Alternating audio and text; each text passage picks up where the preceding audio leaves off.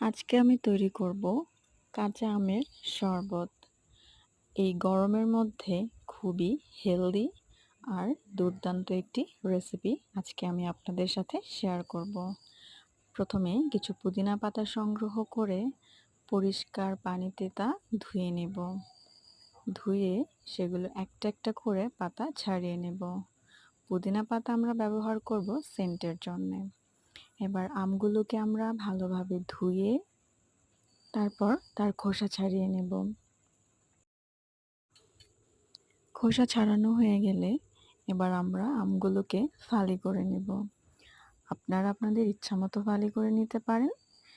Gas on করে একটা কড়াইতে কিছু পানি দিয়ে এবার আমগুলো দিয়ে সিদ্ধ করে নেব।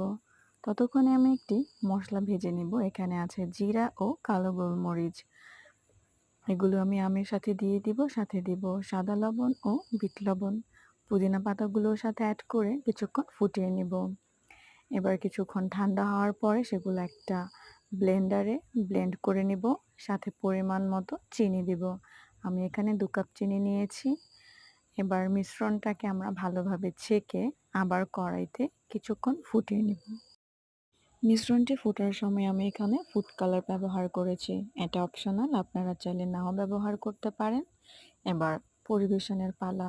2টো কাচের গ্লাসে আইস কিউব, একটু লেবু চিপে নিয়েছি এবং যে মিশ্রণটি তৈরি করেছি সেটা দিয়েছি। যেহেতু সেটা ঘন তাই কিছু পানি অ্যাড করেছি। ব্যাস হয়ে গেল আমাদের